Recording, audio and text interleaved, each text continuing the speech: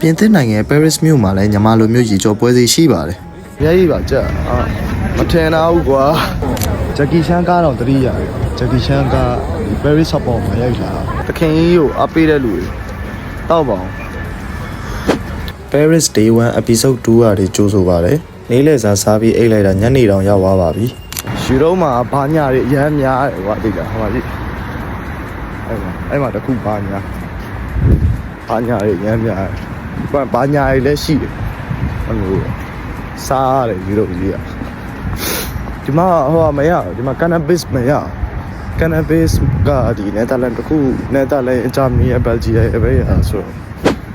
Eiffel Tower ကိုသွားတဲ့လမ်းတစ်လျှောက်ကလည်းတော်တော်ကြီးကိုလှပါတယ်မီးရောင်စုံတွေနဲ့ဒီဇင်မှာရောက်ရင်ယူရိုပယ်နိုင်ငံပဲတော်တော်လေးကိုစီပါတယ်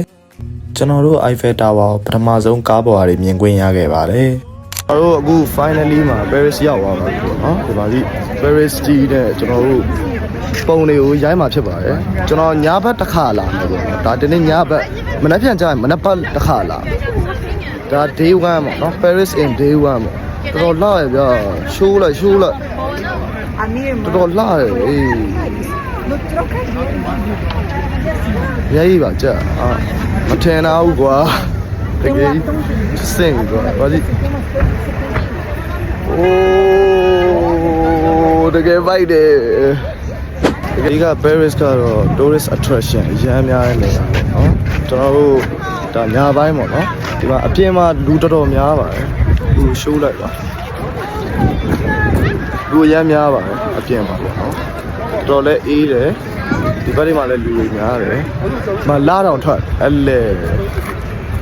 အဓိကတော့ဒါပါပဲဒီလူတွေအများဆုံးလာတဲ့နေရာလဲဒီနေရာပဲဆိုတော့လေအဲ့လိုမျိုးပေါ့တော်တော်ကြီးလှတယ်ဘလောက်ရပုံကအရန်စားပါတယ်ဒီ Eiffel Tower ကြီးကပုံအရန်စားပါတယ်ဘယ်နေရာပဲရိုက်ဘယ်ဟိုဟာပဲရိုက်မာကြီးအဲ့ဒီတင်မောတွေနဲ့သွားနေလားနောက်မှလေတင်မောတွေနဲ့သွားပြီးတော့အဲ့လိုဗီဒီယိုတွေရိုက်တဲ့လူတွေရှိတယ်ဒီမီးတွေဖလက်ဖြတ်သွားတာလည်းဒါအချိန်အတိအကျနဲ့ဖြစ်တာပေါ့နော်ဥပမာ7နာရီ8နာရီ9နာရီ10နာရီအဲ့လိုမျိုးအချိန်အတိအကျနဲ့ဖြစ်တာပေါ့နော်ကျွန်တော်ကအဲ့ဒီမြဖြစ်တဲ့ trend လေး join နေပါတယ်ဆိုမှဒီမီးကဘယ်ချိန်လာမှန်းလဲကျွန်တော်မသိတော့မ join လိုက်ရဘူးChristmas ဆိုတော့လူကအတော်စီတာပေါ့မြန်မာနိုင်ငံမှာရှိတဲ့ရေကြောပွဲစည်းနီးနီးကိုလူစီကားနေပါတယ်ဒီဇင်ဘာလကျရင်ယူရိုနိုင်ငံဘယ်ဘက်တော့မပြောအောင်ဆိုတာမရှိပါဘူးနေရာတိုင်းမှာလူစီကားနေပါတယ်ချက်ကအဲ့ဒီ Eiffel Tower လူအရန်ရှုပ်တယ်ပေါ့နော်ကပတ်နိုင်တွေအရန်ပေါ်တယ်လွယ်ကြီးတွေပါဆိုကိုနဲ့အဲ့လိုမျိုးရှမ်းကောင်မှာဘတ်စကားစီးဆိုလိုမျိုးလွယ်တာပို့အဆင်ပြေမယ်ပေါ့နော်ကပတ်နိုင်အရန်ပေါ်တယ်တခိုးဓမြအရန်ပေါ်တယ်အဓိကတော့အမဲကောင်တွေပဲအုပ်ဆိုးတာပေါ့ဒီ Paris အဲ့ဒီ Eiffel Tower ရောင်းတာတော့မှဒီအမဲကောင်းတွေပဲအုပ်ဆိုးတာပေါ့နော်အဲ့ဒါကြောင့်ကျင်ထက်မခံကျင်ဘူးဆိုရင်တခြားနေရာတော့ဝယ်ပါ5 euro မောင်းရင်10 euro အဲ့လောက်ပဲပေးရတယ်ပေါ့အခု Paris မှာနေတာ24နာရီပြည့်တော့မယ်ပေါ့နော်တရက်တော့ပြည့်တော့မယ်ကျွန်တော်တို့လည်းဘိုက်ဆလာနဲ့အများ Eiffel Tower အနီးမှာရှိတဲ့ဟာလာဆိုင်တစ်ဆိုင်မှာအစားသွားကောက်ခဲ့ပါတယ်ယူရိုမှာဒါပဲအမြဲစားမယ်ဆိုရင်ကျွန်တော်ပတ်စံတော်စုမိမှာပါဟာဆရာကြီးမှာပလိုက်ပါဗျာမတနဲ့ချက်တာဒီ Paris ကပေါ့နော်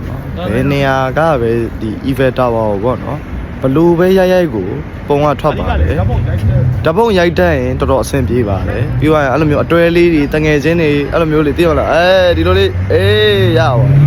ပုံကအရန်စားရပေါ့နော်ဒီကောင်ကြောင့်ပုံအရန်စားဒီကောင်ကြောင့်ပုံအရန်စားအဲ့ Eiffel Tower ကြောင့်ပုံစားနေက Christmas နဲ့ဆိုတော့ဒီလိုမျိုး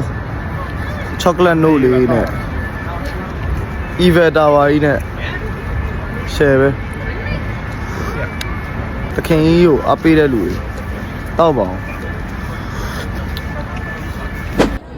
တီးတဲ့အလဲကိုနေရာတွေအများကြီးပေးထားတာပါဒီနေရာကိုတော့တပုံစရာတွေပကြီးစရာတွေအများဆုံးလာနေကြနေရာတစ်ခုပဲဖြစ်ပါတယ် tourist တွေကိုထောင်ပန်းနဲ့ထောင်ချောက်လို့ပြောရင်လည်းမမှားပါဘူးနှစ်စဉ်လူတန်းပေါင်းများစွာဒီနေရာကိုလာပြီးတော့လက်ထပ်ခွင့်တောင်းကြတယ် anniversary တွေလုပ်ကြတယ်သူတို့အတွက်ဒီနေရာကဘယ်တော့မှယူသွားမယ့်နေရာတစ်ခုတော့မဟုတ်ပါဘူးကဲနောက်ဗီဒီယိုမှာပြန်တွေ့ကြတာပေါ့